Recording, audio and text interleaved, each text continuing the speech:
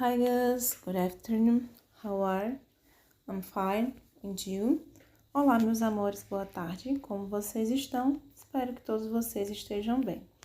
Na nossa aula de hoje, como eu mencionei em sala, certo? Nós vamos estar estudando os regular verbs, também os irregular verbs. Na nossa primeira parte de estudo, nós vamos priorizar o estudo dos regular verbs, certo? No qual mesmo ele se encontra no past simple, tá bom? No passado simples, que são as básicas alterações que nós vamos estar vendo no nosso estudo de hoje, ok? Portanto, pay attention, caderno e caneta na mão para anotar as informações. Let's go! Ok, meus queridos, então nós temos aí essa tirinha do Garfield.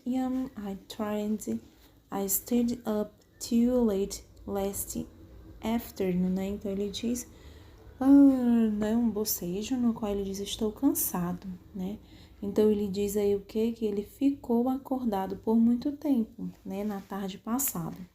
Vamos observar que no segundo, tá? No segundo e no terceiro, nós vamos observar que tem partículas nas quais mesmo referenciam com a terminação ed, voltando esse tempo verbal do past simple, tá? O passado simples, no qual o mesmo sofre o acréscimo do ed no final.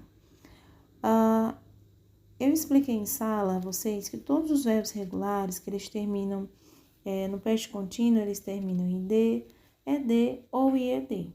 Nesse caso, nós temos o stay e o watch, né, que terminam em ed, ok? Pay attention. Vamos agora ver algumas regrinhas ortográficas, tá? Para verbos regulares no simple past. Ok, então aí nós temos essas regras ortográficas dos verbos regulares no simple past. Na sequência, nós temos também os seus exemplos. Então, a maioria dos verbos, né, recebem ed, onde eu coloco o verbo junto à partícula ed. No caso do stay, né, y precedido de uma vogal, eu acrescento ed. O watch, né, terminou em ch, eu acrescento ed. Vamos então aos verbos que terminam em e, eu acrescento somente o d. Live, lived, use, used, ok? Para os verbos terminados em consoante, vogal, consoante, né? O que eu digo a vocês no qual é o mesmo, é CVC, não é isso? Que eu até brinco com vocês em sala. Então, nós temos shop, né? Então, nós temos o H como consoante, o O como vogal e o P como consoante. Então, consoante, vogal, consoante, chop, né? Então, nós dobramos a última letra e acrescentamos ED. Plan, né? Nós temos aí consoante, vogal, consoante, planet, né? Dobramos a última letra, que no caso é o N, e acrescentamos ED. E para os verbos terminados em consoante mais o Y, né? Então, nós trocamos o Y por I e acrescentamos ED. O verbo cray, study, né? Então, nós temos Y precedido de consoante, trocamos o Y por I e acrescentamos IED, né? Então, fica create, studied, né? Então, exceto os verbos terminados em W, X e Y também, não dobramos a última consoante, quando a primeira sílaba for tônica. Nós temos aí o exemplo como offer, né, o visit, né? Usamos geralmente, certo, o past simple para falar de ações e estados no passado, completos no passado, ok? Exemplos aí abaixo, né? They visit their grandparents last weekend, né? Então, eles visitaram, né, seus avós na semana passada, tá? No final de semana passado. Devemos lembrar também que nós temos as formas afirmativa, negativa e interrogativa, né? Bem como também as respostas curtas. Na forma afirmativa, nós temos aí subject pronouns, I, you, he, she, it, we, you e they. Nós temos aí lived in Brazil last year, né? Então, como fica? A forma afirmativa no passado, né? I lived in Brazil last year. You lived in Brazil last year. E seguimos até o they lived in Brazil last year. Observem aí o que eu falei a vocês em sala. O que vai levar esse tempo verbal ao passado é o verbo exposto. Então, eu morava no Brasil no ano passado, ok? Então, o próprio verbo que traz essa transformação ao passado.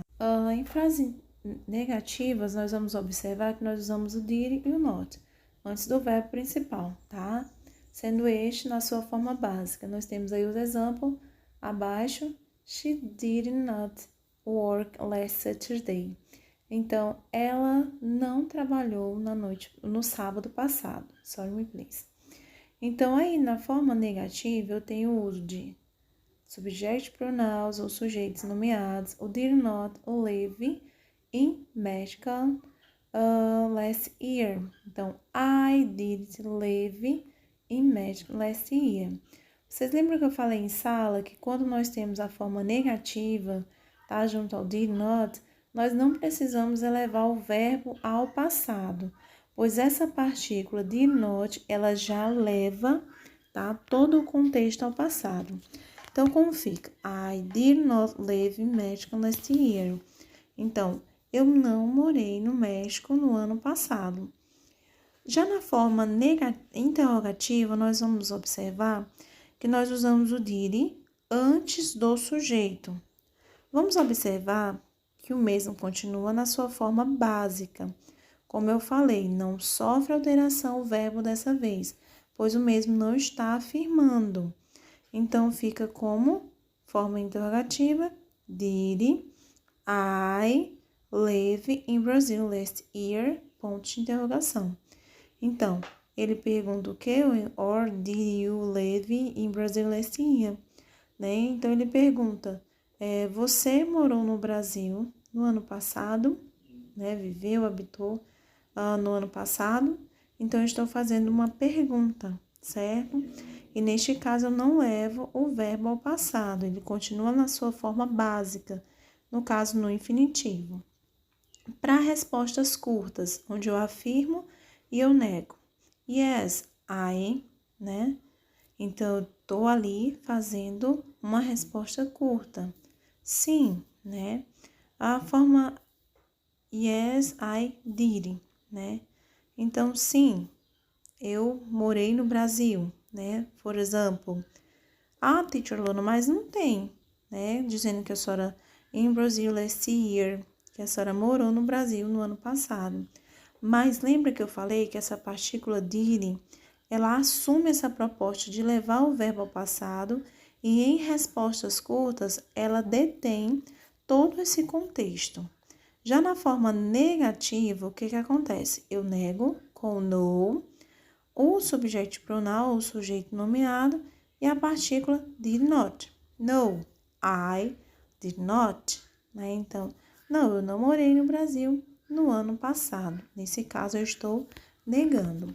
Meus amores, essas são algumas informações, tá bom, extra, nas quais eu quero que vocês, pedir a vocês que vocês estejam anotando, porque na próxima semana, na nossa aula presencial, nós vamos estar estudando, tá bom, os irregular verbs, no qual ele tem umas partículas maiores, tá? Por isso que eu deixei para nós vermos os mesmos em sala. Então, meus amores, por hoje é só. Bye, bye, see you later. E qualquer dúvida, eu estou à disposição para auxiliar vocês com relação à compreensão do conteúdo, ok? Bye, bye.